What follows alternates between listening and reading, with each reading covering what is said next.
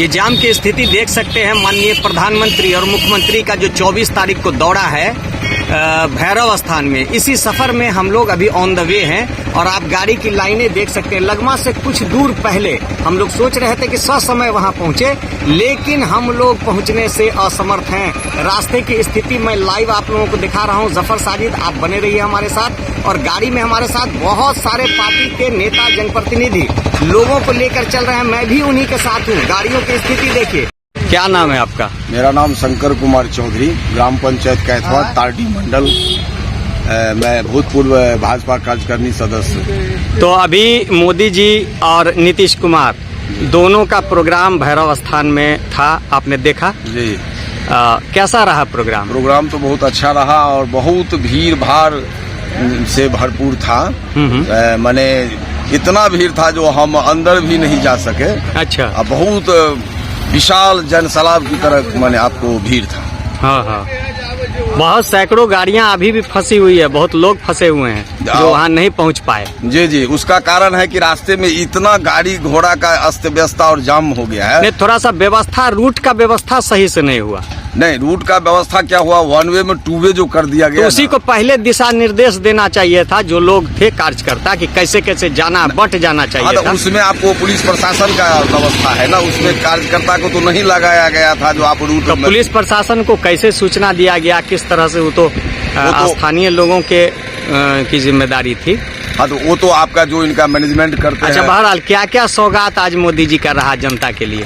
क्या क्या सौगात, उसमें 40 ठो करीब सौगात थे, लेकिन मैं सुन नहीं पाए किसी की, इतना गर्दी वहाँ था जो। लेकिन आप इतना तो कोशिश किए, आप मजबूत कार्यकर्ता हैं, आप यहाँ तक आए, बहुत प्रयास किया घुसने की, लेकिन दुर्भाग्यवश आप नहीं पहुँच पाए। जी जी। तो क्या कहेंगे जनता को, आप कुछ संदेश दीजिए। संदेश हम यही देना चाहते हैं कि जो भारी बहुमत से इस बार बिहार में भारतीय जनता पार्टी का, एनडीए गठबंधन का सरकार होनी चाहिए और जिससे हमारा मैंने मिथिलांचल का विकास होगा। जैसे कि मिथिलांचल में विकास बहुत अभी बाकी है, क्योंकि हम माननीय प्रधानमंत्री जी से कहना चाहता हूँ कि हमारे मिथिलांचल में एक भी उद्योग धंधा नहीं है। जो भी थे पुराने जमाने में वो सभी उद्योग धंधा बंद पड़ा हुआ। जैसे कि चीनी मिल, यहाँ का किसान सुदृढ़ तब होगा जब हम आप पुराने चीनी मिल को आप उपयोग में लाएंगे। बहुत बड़ा मुद्दा उठाए हैं आप, बेरोजगारी बहुत चरम सीमा पे है। हाँ, तो बेरोजगारी तो है ही है, उसको आप हम भी मानते हैं बेरोजगारी है, क्योंकि हमारा मिथिलांचल का दरभंगा, और हम बराबर सोशल मीडिया पे लिखते हैं, जो हमारा दरभंगा मधुबनी जिला का जो युवा है अभी भी प्लान करते हैं, अभी भी बम्बई दिल्ली अगर नहीं हो प्राइवेट नौकरी तो यहाँ का जनता को कभी जीवन में खाने के लिए भी तरस आएगा जो पूर्वज में होता था। तो मिथिलांचल पे कुछ विशेष ध्यान सरकार का नहीं हो रहा है। बहुत सारी मिलें बंद है, सैकड़ों समझिए कि लोग बेरोजगार हैं उस मिल की वजह से। हाँ, तो सर यही तो दुर्भाग्य है हमारे बिहार का नेताओं का, जो हम बिहार के जनता जितने हैं लगातार माननीय प्रधानमंत्री जी को तीसरा बार प्रधानमंत्री बनाए और 2013 में माननीय प्रधानमंत्री जी वादा किया था दरभंगा के गांधी मैदान से, राज गांधी मैदान से, जो हम मिथिलांचल का एक भी युवा को प्रदेश नहीं जाने देंगे। लेकिन इसमें तो कोई सच्चाई नहीं है, सब वैसे ही भटक रहा है। हाँ, तो वही हम बात कहे हैं। हम ये सरकार को माने सूचना देते हैं, समझिए आगाज करते हैं, जो अगर माननीय प्रधानमंत्री जी 2013 में बोले थे जो मिथिला के लोगों को प्रदेश नहीं जाना पड़ेगा, क्योंकि उसका माँ बाप जब मर जाता है तो उसको बहुत वेदना होता है माँ बाप से मिलन करने की। जैसे कि अभी लीजिए ना, मरने पर आपको ध्यान है, ये कश्मीर के पहलगाम में जी, जो अभी यहाँ से गए हुए टूरिस्ट और उन पर्यटकों पे गोली चलाई गई, ये तो बहुत सर बड़ा दुर्भाग्य की बात है, बहुत अफसोस की बात है। निंदा करते हैं ऐसे, लेकिन इस पे बहुत सवाल उठ रहा है कि ऐसी जगह जहां बहुत संवेदनशील है, वहां 200-250 लोग एक जगह जमा है और सुरक्षा व्यवस्था नहीं है, तो ये देश की जनता वहां जो अपनी जान गंवाकर बेगार्जियन के हो गए, तो इस सुरक्षा व्यवस्था में बड़ी चूक है। नहीं सर, सुरक्षा व्यवस्था में नहीं चूक है। आतंकवादी जो होता है सो आतंकवादी होता है, वो तो होता ही है, न कि उसका जाति और धर्म होता है, कुछ नहीं होता है। लेकिन ये जो घटना किए हैं माने आतंकवादी लोग, ये जात विशेष वर्ग करके मारे हैं, टारगेट करके, तो ये बड़ा निंदनीय घटना है, बहुत निंदनीय है। और सभी पार्टी के, सभी धर्म के लोग इसकी निंदा कर रहे हैं। लेकिन सवाल तो उठेगा कि ऐसी जगह जहाँ पर टूरिस्ट घूमता फिरता है, उस जगह पे तो कम से कम सेंसिटिव एरिया है, तो चारों तरफ चौकन्ना थोड़ा सा व्यवस्था तो रहनी चाहिए थी ना। देखिए सर, प्रशासन व्यवस्था तो रहता ही है। नहीं, उस समय तो नहीं था वहाँ पे।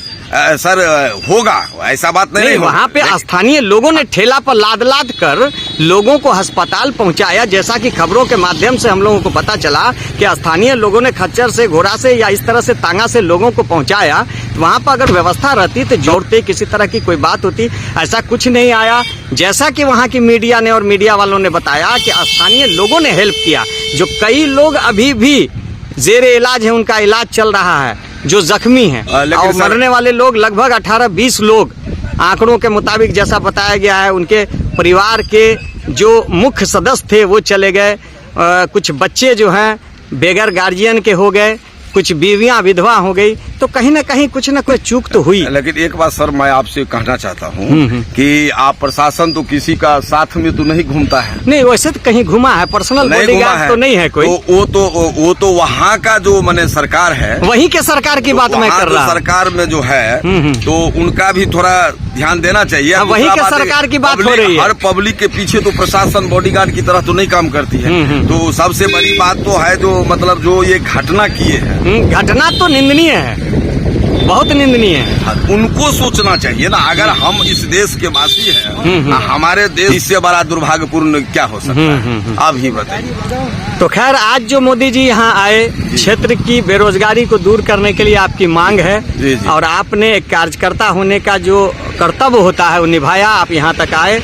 हमारा एक ही मांग है सर जी, जो हमारे मिथिलांचल में, ये मेरा नहीं, ये पूरा मिथिलांचल का जो दुख दर्द है, हम इसलिए आपके माध्यम से माननीय प्रधानमंत्री जी को कहना चाहता हूँ कि हमारे मिथिलांचल में कल कारखाने की जरूरत है, क्योंकि यहाँ 3-4 जिला ऐसा है, दरभंगा, समस्तीपुर, मधुबनी, मुजफ्फरपुर, जिसमें उद्योग धंधा आपको नहीं है। यहाँ सिर्फ बालू और पानी है।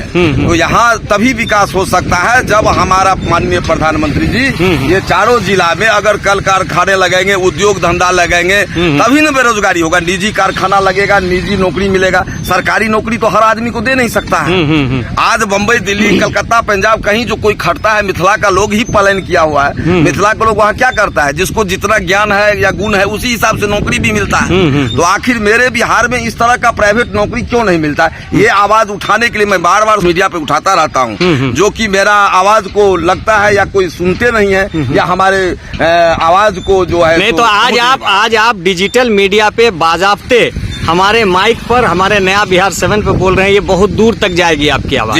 ये हमारे जो भी श्रोता हैं, हमारे जो भी ऑडियंस है, वो आपको देखेंगे और आपकी बात सरकार तक जरूर पहुंचेगी। तो हमारा एक ही है, मिथिलांचल का सबसे पहला गरीबी यही है। बाकी आप कितना रोड और बिजली, जब तक सरकार रहेगी, किसी का सरकार रहेगा, रोड बिजली तो इसी तरह बनता ही है, वो तो डेवलपमेंट का एक पार्ट है। हमेशा 20 साल से माननीय नीतीश कुमार जी भी हैं सरकार में, तो 20 साल में माननीय नीतीश कुमार जी भी बोले थे हम चीनी मिल को करेंगे, खोलेंगे। जमीन पर नहीं उतर रहा है ना सच्चाई, धरातल पर सच्चाई तो आया नहीं है आज तक। अगर चीनी मिल खुल जाते तो आज हम लोग किसान जितना है उसका खेती करते, उसका 2 पैसे का किसान का भी आमदनी होता है। यहाँ किसान का क्या आमदनी है आप भी बताइए, आप भी मिथिलांचल के हैं। किसान का बहुत दयनीय हालत है किसान की।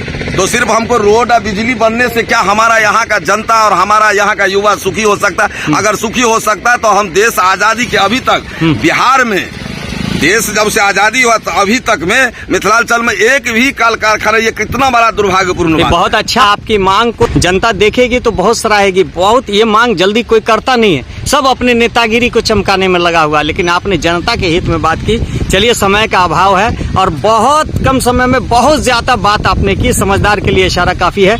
आज के लिए बस इतना ही, हमें दीजिए इजाजत। चलिए, जय हिंद।